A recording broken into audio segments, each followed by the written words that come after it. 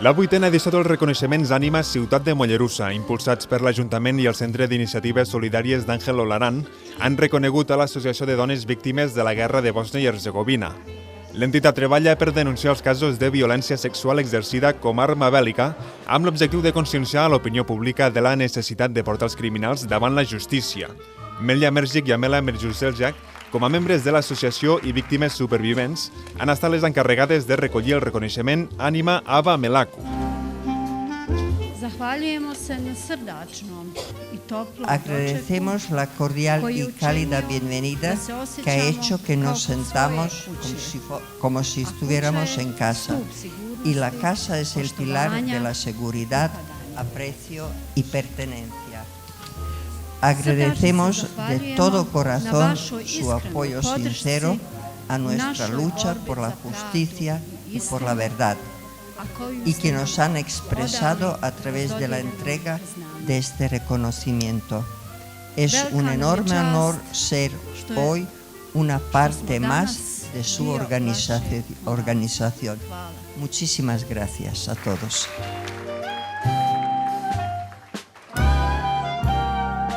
Massa vegades pensem que quan parlem de guerres parlem de bombes, tiros i al final explosions, misèria i catàstrofes.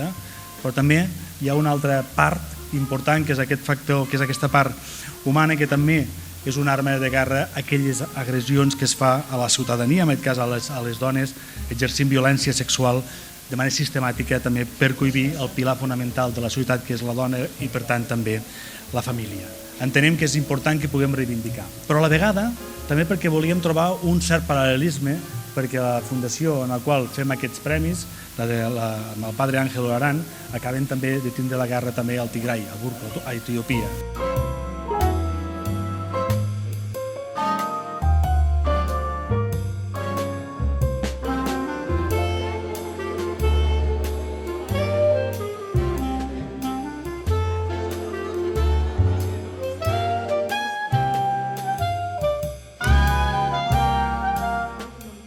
S'estima que entre 20.000 i 50.000 dones van ser violades durant la guerra i hi ha també registrats 62 nens fruits d'aquestes violacions. Per a elles, portar els criminals davant la justícia és una manera de venjar-se del que ha comès el crim de guerra. Avui volem donar visibilitat als abusos dels drets humans en la guerra dels Balcans, a través de l'associació Dona Víctima de la Guerra de Bòsnia i Hercegovina. Una guerra de principis dels anys 90 i que malauradament els abusos sexuals també s'han tornat a repetir en la guerra a la regió del Tigray, on la Fundació, el Centre d'Iniciatives Solidàries, aporta la seva ajuda. Agrair, com no, a l'Ajuntament que impulsa aquests reconeixements que contribueixen a assentar uns valors que fan una societat diversa, multicultural i oberta al món.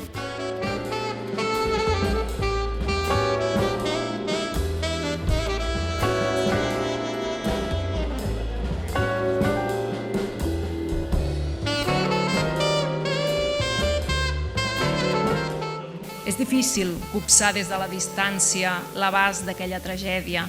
Tanmateix, gràcies a projectes com Encara hi ha algú al bosc, d'Erol Ireli i Teresa Turiera Puigbó, o el llibre Como si masticaras piedras de Tochman, podem apropar-nos a vivències i experiències d'aquelles dones que han volgut compartir les experiències de violències que van patir.